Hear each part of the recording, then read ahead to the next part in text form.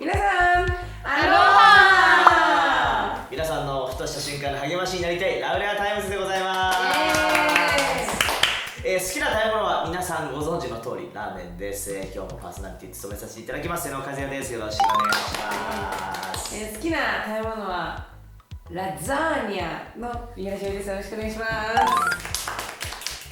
好きな食べ物は江戸のファストフード寿司とピザです。ゆきです。よろしくお願いします。これ回してんの。ピザ回してんの。新しいピザ好きな食べ物は卵料理とほうれん草と梅干しです。お願いします。アイナです。アイナです。お願いします。好きな食べ物だけ紹介して。素材言ってくれる。そう料理じゃなくて、そう梅とほうれん草と。ということでですね、本日のゲストはゆきとあいなです。イエーイ。来てくれてありがとう。ありがとう。知らないんだよな。ドラマ見て。ドラマなのか。そうなの。はい。ということで、まあこちらの方とじゃあちょっとほうれん草さんとほうれん草さんとはい。寿司とピザ。寿司とピザ。寿司とピザ本当に日本人生まれてきてよかったなと思いつつ、ピザは美味しいな。どこの寿司とピザが好き？あどこでも。こだわりはない。寿司スーパーでもいい。スーパーの寿司でも。まあでもどこのって選択肢なくない？そんなはま寿司。ははま寿司にね行くんだよね。ピザはマジでいろんなピザ何でも好き。薄いやつも厚いやつも。もう何でも好き。なんであんな美味しいんだろうって。自分で作ったりしない？作りたいってめっちゃ思ってる。だから窯があるお店に行ってなんか作らせてくれるとこないかなーって。ラパウザに私のよ。嫌だ。ラパウザね。そして僕アイナが梅干し好きってイメージすごくある。いつもね梅干しの毎日食べてる。だってなんかたまにプレゼントしたいなと思ってコンビニの梅干し買ってあげてたからしたもんね。何買ってほしいって言って梅干しとか言って。あと小学校の遠足の時も梅干し持ってってなかった？絶対梅干し。そうだよね。絶対梅干しだった。いや僕梅干しが30歳まで嫌いだったから遠足に梅干しを持ってくっていうのをいろいろ理解不能だった。いやでも結構子供で梅干し好き嫌いな人って多いもんね。多かったね。美味しいよね。美味しい。ほうれん草と卵料理はどうやって食べるのが一番好き？ほうれん草は別に何でも平気。何でも平気って言ったら平気だけど野菜嫌いだから全部大体全般。だけどその中でもほうれん草だけ大好き。でほうれん草はでも何の料理でも OK。卵もだから OK。生でもいける。飲めるくらい好き。飲めるくらい好き。ロッキーじゃん。そうごく飲めるくらい好き。マジで？卵ご飯とかも何も醤油とかもかけないし、もうそのまんま。素材が好きなの。まんま。もう僕醤油大好きだから。そうだよね。そう。醤油派？卵かけご飯何派？僕は醤油。めっちゃだよね。何もなしだよ。なんならポン酢。ポン酢？なんならポン酢。初めて。新しい。これめんつゆかな。めんつゆだよね。逆に嫌いな食べ物はでもそっか食べられないものもあるしね。でも嫌いなのは食べれるけど嫌い好きじゃない。野菜って言ったね。麹系。麹系。なんかうちマレーシアでなんかマレーシアの伝統料理でバナナの皮にもち米をなんかペッタンしてそこまでは美味しそうなの。ちまきみたいな感じでその後に酒粕みたいな、なんかやつをこうパラパラやってでこう包んである食べ物があってもうそれ美味しいよって言われて食べたらなんか騙されてめっちゃまずくて騙したつもりがあるかもね。でもちょっとニヤニヤしてたの。なんか美味しいぐらい世界一美味しいよみたいな感じで言われてとか言って食べたらみたいなやばい。もうそっからなんかもう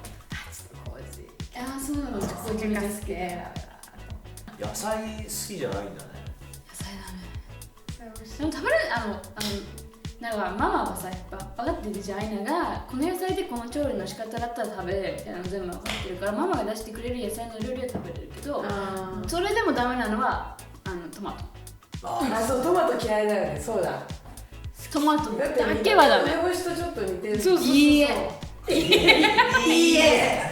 もうトマトだけは本当にダメなの。あトマト、キュウリも苦手だったけど、キュウリは別に食べれないこともないの。ー、あとスイカとかメロンとか。あれ水虫系がダメなんだね。あ梅干しを干してるもんね。そう。でもそうだよね。食べ飲まないよね。水も飲まないし。やばいやばいよ。そうだよ。梅干し食べて水飲まないってさ。やばい、だから言われてるのやばいって。だか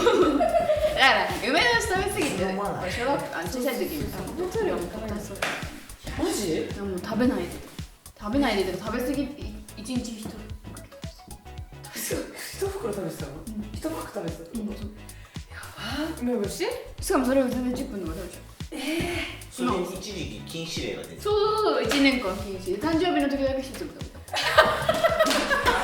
覚えてるかもうち。覚えてるかもそれ。めっちゃ面白い。そうということで、まあ2人の大好きなものといえば、まあね、最近皆さん YouTube で日本横浜の YouTube でチェックした方もいらっしゃると思うんですけれども、マイムのねミラクルがアップされましたよ。ねもう本当にすごかった。すごか本当ったね。よかった。見てない人いたらぜひね、概要欄にリンク貼っとくんで見てください。チェックしてください、ぜひ。もう本当に、めっちゃ励まされるよね。歌詞もいいし、そうそうそう。そのダンスもね、なんかもちろんクオリティもめっちゃいいし、映像のクオリティもいいし、ということでちょっと2人のダンスを始めたきっかけをちょっと聞いてみたいなと思って。すごく上手だけどきっかけは聞いたことない。ゆきも聞いたことないの？聞いたことない姉妹知らない。きっかけっていうか、でもまあなんか経歴的に言うと、もうちっちゃい子がね、なんかバレエやってたじゃん。バレエやってて、でその後幼稚園の時に新体操に今度移って、で小学校上がる時に横浜引っ越してきて、で別にそうにその時は何もやってなかったけど、なんかゴリエ覚えてる？ペコリミキめっちゃ覚えたよね。あれをともちゃんと一緒になんか YouTube を見て完コピするみたいなのがすごい好きだったあんま記憶にないともちゃんと頑張った記憶がある。そうそうで、あとそうだね、ニューホップでフラーやってて、でまあダンスはもともとそういう体を多分リズムに乗ったりするのは好きで、でまあ中学校はずっと何もやってなくて、で高校からなんかちゃんとサークルみたいな、有志の団体、ダンスをちょっとガチでやる系の団体に入って、そっからだね、ちゃんとヒップホップっていうかやり始めた。だからもうすっごい覚えてるのは、なんか本当に全然経験なくて、でもなんか急に経験者のところに入っちゃったから、初日なんかフリーレがあった時に、もうほんと早すぎて全然覚えられなくて、もう半泣きで次の授業行ったのめっちゃ覚えてる。そうそうそう。でもその時はやばいと思いながらやってたけど、まあでもそこから3年間高校ダンスやってって感じかな。で、アイナは？うちは初めてダンスをやったのが3歳の時、フラン。そっか。そうだね。ママはフラン先生だったから、それで始めて、多分もともとすごい踊るのが好きで、ね、音楽に乗ってるのが好きだったから、なんかフラのことについてあんま覚えてないんだけど、ヒップホップでめっちゃ覚えてるのは、そのなんか4歳の時水暴走にかかってて、それに、でもなんかすごいもう寝ないといけなかったから寝てたんだけど、なんか多分なんでか起きてきて、起きた時にテレビでなんかマイケル・ジャクソン特集みたいになってて、その時に踊ってたマイケルがかっこよすぎて、水暴走なのでもう体調悪いのにもう見たいって言って結局多分最後の方まで見たんじゃないかな、その来てあんまり覚えてないけど、でもすっごい自分でも見たいって思ってたのは覚えてるし、親からもそう聞いたけど、でもそれで自分からダンスやりたいって言ったんだよね。そうそれでそれで近くのなんかもっと楽しく、なんかそういうガチとかじゃなくて、もう小さい子から始められる楽しくダンスできるところに入って、小6までいたんだけど、そのグループには。ただそこのスタジオがすごい大きくて、そそのなんだろう各地にいろんなのがあるけどそのちゃんとしたスタジオそこでスクールというそうガチのスクールっていうか、そうそうなんか公民館とかそういうところでやるやるじゃなくて本当にスクールみたいなそういうところになんか行きたいとか思ってなかったんだけど、ただそのすごいやっぱ自分よりちょっと上のお姉さんたちがその世界大会でメダル取ってきましたとかって応援ありがとうございましたみたいな回ってくれるのね、その各地を各地をとかそのうちらのいる公民館とかをそれでやっぱかっこいいみたいなでうちもなりたいってずっと前から思ってたけどそれにじゃあどうやってなろうかとかっていうのを全く考えてなくてただ先生になんかあいなやってみないみたいな言われてそれでなんかその合宿を受けに行ってオーディション受けに行って受かったからそのグループ入ってそこからまたそのスクール入ってそうそこからもう毎日いつまで続けたんだっけ？やってたのは週に一応ねそうだからうちのそのね多分これから話すのか分かんないけど、その行ったふりをしていた期間っていうのが半年間くらいあるから、それ入れると中2まで中2までね。そうだね中2に入る頃だから中1までかマイケル・ジャクソンなんだね。そうそうきっかけは。しかもテレビをね。そう今でもなんか忘れられないっていうかそのなんかその時の感動ではないけどなんかやっぱあるよね見るとやっぱわーって思わされる感じがずーっとあるずーっとある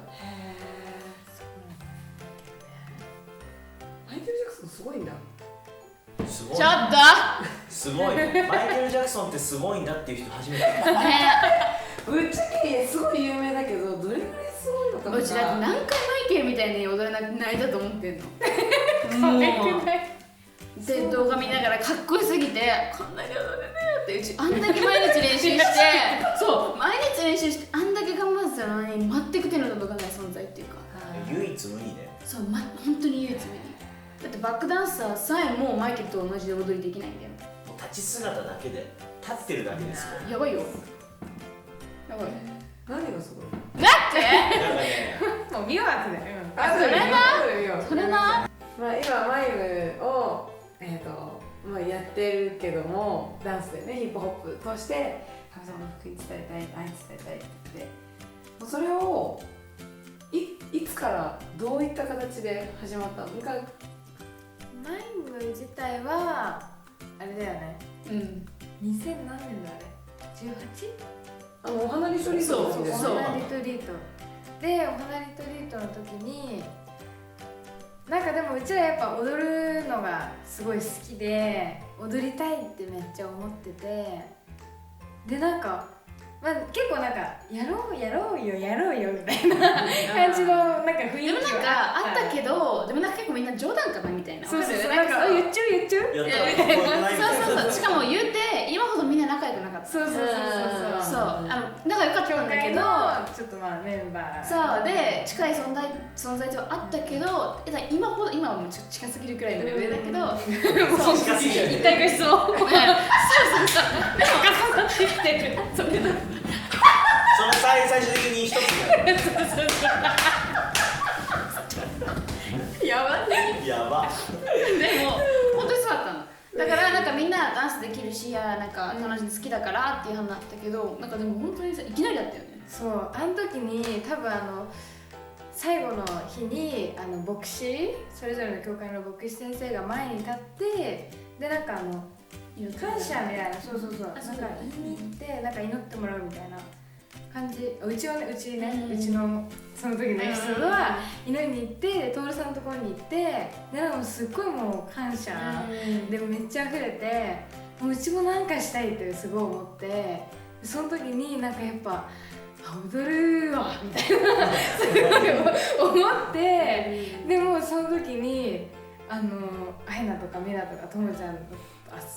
集まってなんかうちら踊ろうみたいなそうしかもあれだったんだよ皆さんじゃなくてマリさんがもう多分普通になんかやらばみたいな感じだったのそうただみんながもうその時気持ちがもう多分すごい高ぶってたし多分いろんなことがみんないろいろ考えてたからそれでもうみんな一気にグワッてそうカッってなってそうやろうみたいなそうやろう詳しく言ってない今あでも本当にそうなんだよ本当ねもうあれよもう光はあれパーンみたいな感じだったと思う。なんか謎にみんな泣いてみたいなすごかった。すごかったね。でその後みんなでタンタンとトールさんと愛ちゃんのとこにいて、私たちダンスやりますみたいな、ミニストリーやりますって言いに行って、でなんかうちら結構高ぶったみたいな感じだったんだけど、みんなもういいんじゃない軽くて何したらいいんだろうみたいな最初戸惑ったの。めっちゃめっちゃ楽しそうだね。よっしゃーとか言ってきて、そういいんじゃないいいじゃんってちょっと違ったみたいなちょっと違うテンションがね。そうこっち泣いてるからね。それでそこからまあ横浜に帰ってきて、そううちはそんな感じだったね。アイナはどんななんかあれを得て、なんかね、なんかダンス長年やってきたって言ったじゃない、でその一番上のグループに入ってもうすごい嬉しいっていうかさ、もうやっとなんかその世界大会のなんかに一歩近づくじゃないけど、やったって思ったんだけど、そこで人間関係のトラブルがあって、トラブルっていうかもう一方的に嫌われたよね、一方的に嫌われたし一方的にまあ言われたって、それをまあうちが今思えばそんなに大したことでもなかったよなって思うかもしれないんだけど、トイレ行ってたらなんか自分の悪口が聞こえてきたとか、ダンスを踊ってたらなんか友達にね、なんか今アイナのダンスバカにされてたよとか、それしか自信がないものなのにそれをなんかこう言われちゃって、しかもすごい尊敬してた先輩たちだったから余計に悲しくて、でそうね、それで結構ね今でも言われた言葉とか覚えたりするんだけど、でもなんかそれで普通に行けなくなっちゃったのも、だからその前に大きな怪我があったりとかして、行けない期間があって久しぶりに帰ってきたらまだいたなあいつっていう感じだったから、本当に言われたの。しかもまだいたのって言われたんだけど、そういうのとかもあって行けなくなっちゃって、もうなんか普通に同期の子一緒に入った子たくさんいたんだけど誰も助けてくれなくて、まあ仕方ないよねって思うけど誰も助けてくれなくて、なんならうちも避けられた。多分一緒にいたら多分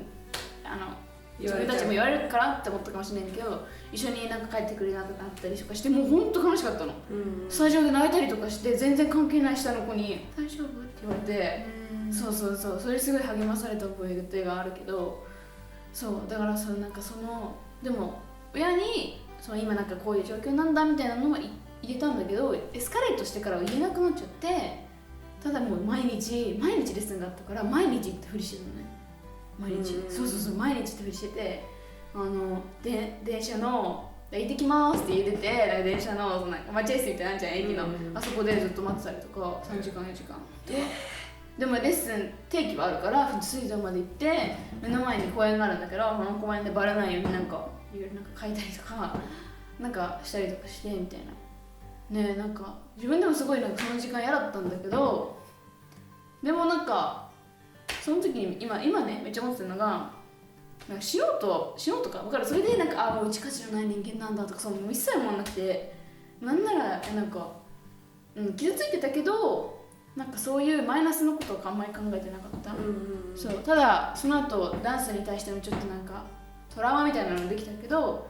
でも辞めた後それを親にバレたんですね、大きな発表会の日にアイナが出るステージ、名前も書いてあるステージなのに舞台に立ってないの、アイナが。アイナが出たのはワンステージだけ。それでバレて、ママと話して祈ってみたいなでやめて、だからもううちはもうなんならやめるつもりだったっていう、勝手にね、もういることもできないし、レッスンも行ってないしって、それでやめてもう自然消滅みたいな感じで、なんか先生にも相談したけど、なんかその先生大好きだから、なんかその先生が言ったこと言うとなんかちょっとあれかもしれないけど、なんか誰かがいじめられるのは当たり前だからって言われちゃって、相談したら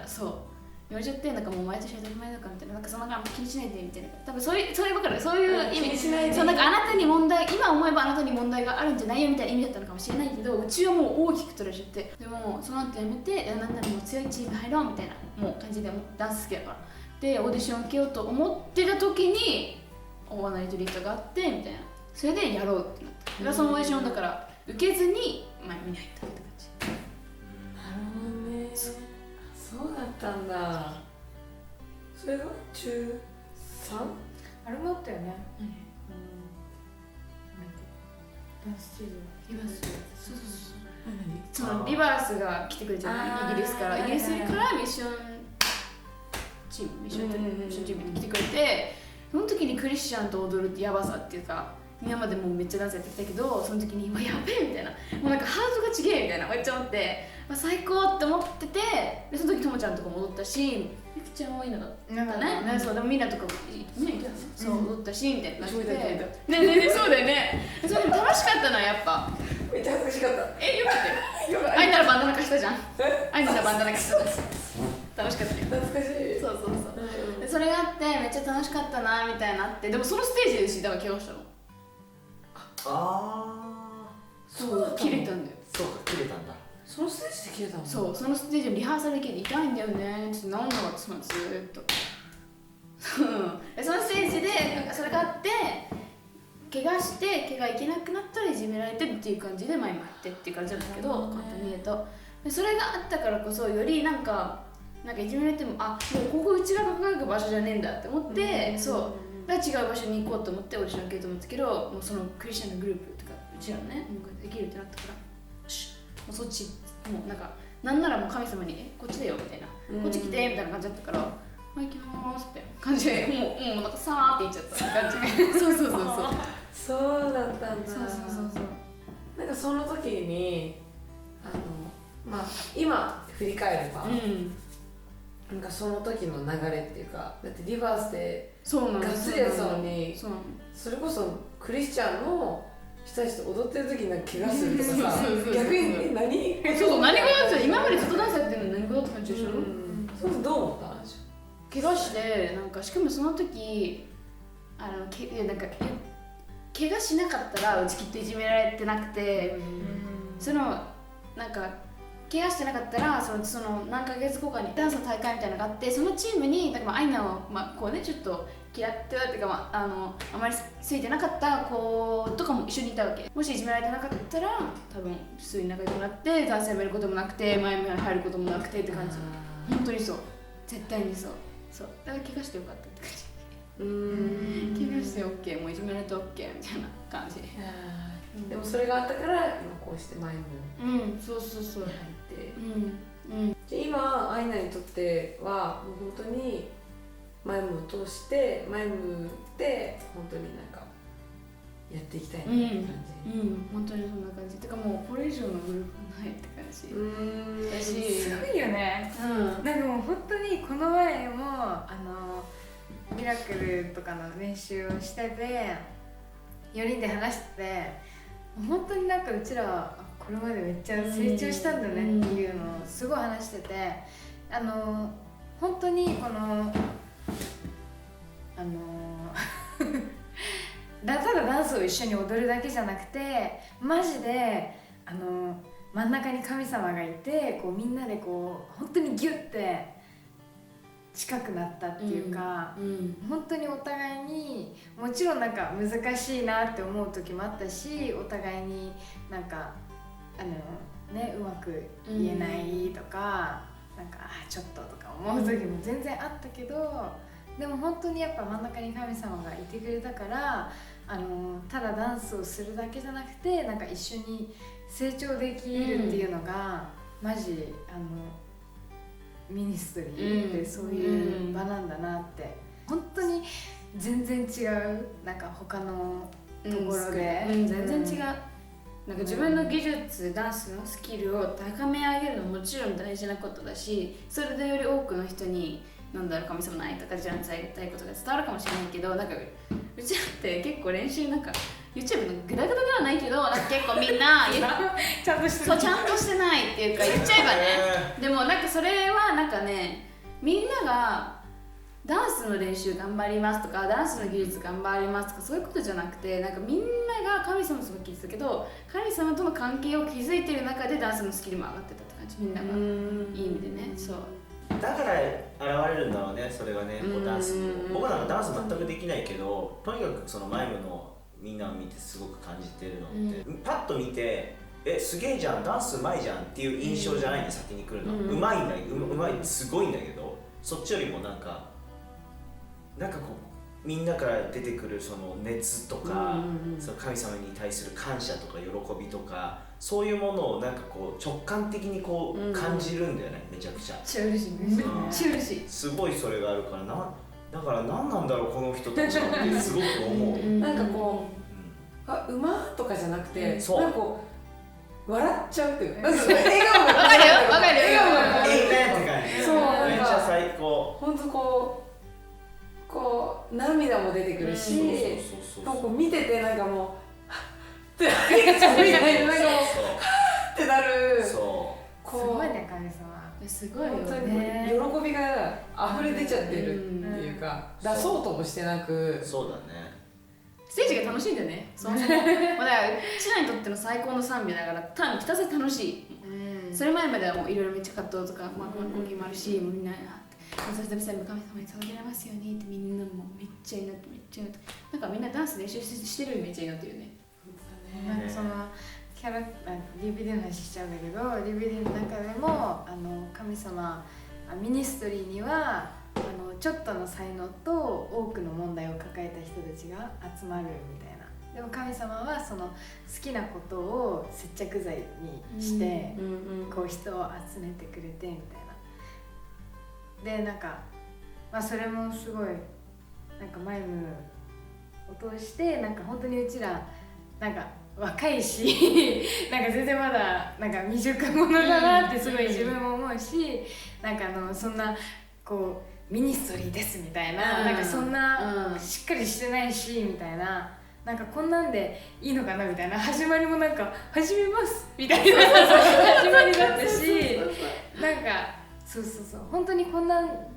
なんかもっとしっかりしなきゃとか、それこそうちもなんかリーダーとして、なんかもっと集まれないみたいな、難しいみたいな、すごいちゃんとしなきゃちゃんとしなきゃみたいな。うちでも分かる、もう文面で分かる。伝わっちゃうんだよねそう思ってたけど、でも本当になんかうちらが神様のために踊りたいって思うんだったら、もうその気持ちをもう神様はもう OK って受け止めてくれて、なんか本当それを使ってくれるっていうか、うちらがちゃんとしてないんだけど、でも神様が使ってくれる感謝。なんかこうマイムをこれまで続けていくにあたって、なんかさっきいろんな葛藤があったって言ったけど、具体的になんかすごいこれ大きかったなみたいなのある？まあそのメンバー的に言ったらうちすごいしっかりしなきゃって思う完璧主義タイプだよね。完璧主義タイプでなんかこう結構やっぱ集中してよとか、なんか結構ふざけてるのとか見ててみたいな思う時もいっぱいあったけど、でも今振り返って思うとマジでなんかそのうちがこうみたいな苦しいみたいになってた時に他のメンバーは和らげるポジションでいてくれたっていうかマジで本当にそうだった。なんかだいぶ助けられたなってめっちゃ思ったし、この前もミナがなんか練習ミナ以外で練習した時も、なんかいつもミナ来てくれてたなーってすごい思って、今日みんないないなと思って、なんか急にみんなありがとうってすごい思ったりとか、マジでアイナもなんかうちも一緒に成長させていただいた本当にマジでアイナとそう関係そうだね、マジマイムやろうってなってから余計アイナとねそう連絡取るようになったりとか、ミシャがね一番連絡してくれた働きをアイナとの関係の中でめっちゃ見たし、何学んだの？アイナはゆきちゃんがアイナのなんかエリザベスだっけ？エリザベスだっけ？なんだっけ？なんか何かになりたいって言ってくれたじゃん。アイナのなんかなんだっけ？覚えてない。間にとってのこういう人になりたいです。そうなんかメッセージでさ、そのなんか誰かエリザベスエリザベスかな。うんだと思う。なりたいって言ってくれてし、だから実際そうだから何そういいよ。ちょっと待って。だってこのまさにカットになっちゃう。私だけ覚えてる。やばいです。マジかよ。難しいなと編集。それが面白い。いいこと話したらいいけど。でもね、オッケーこの話しよう。感じてください皆さん。うちも中高生の時に本当にふめちゃんにめっちゃケアしてもらって、もうすっごい覚えてるのがにぎわい座のさ透明の裏の方に行くドアのとこあるじゃん。あそこでなんかこういうあそこのところでなんかふみえちゃんにゆきちゃんのメンターになりたいみたいな言われて、なんかでもうちメンターって知らなくて、そうメンターになりたいんだけどみたいな感じでそういう関係を作りたいって言われて、でもうちメンターって何かわかんないし、急になんか関係を作りたいって言われてうんみたいな感じだったんだけど、そうでもそっからなんかいろいろ連絡取ったりしてくれたりとか、なんか本当になんだろう、うち自身そのなんか完璧主義みたいなところがあって、なんかあんま人に頼らないみたいな、なんか部分があったから、なんかちょっとずつなんかふみえちゃんをなんか頼らせてもらって、やっぱ成長できたのがすごい大きかったから、うちもなんか、アイナにとっての、そのうちにとってのふみえちゃんみたいな、なんか一緒に成長していきたいなってすごい思ってて、そうでリゾネットのスタッフもやってたし、今もやってるけど、そうっていう思いだからエリザベスだよ。ふみえちゃんってことだね。それが伝わってアイナもそうだし、アイナは今度は誰かのそのふみえちゃん的な存在になりたい、メンターっていうかその誰かのその頼ってもらえるような存在になりたいっていう、うちがもうそんなこと今までもう思ったこともなかったけど思えるようになったし、下の子ケアしたい、自分で年下の子ねケアしたいって思うし、だからそれはもうみんならせながらどんどんなんかつながっていく。これがある意味私くんみたいな、ずーっと。はい、ラウレアタイムズ、今回12回目でしたね。そうですね。はい、12回目のゲストで今回はアイナとゆきちゃんが来てくれましたけれども、収録どれぐらいやったかね。そうだね、2時間ぐらいじゃないかな。2時間というわけなので、今回は、この2人のゲスト会はですね、2回にすることにしました。嬉しいですね。で、なんか本当にたくさん僕も励まされる話たくさんあったし、きっとこの12回目、13回目のね、ラウレアタイムの放送は皆さんにとってね、すごく、励まされる内容になると思ってます。というわけで次回の放送は4月の28日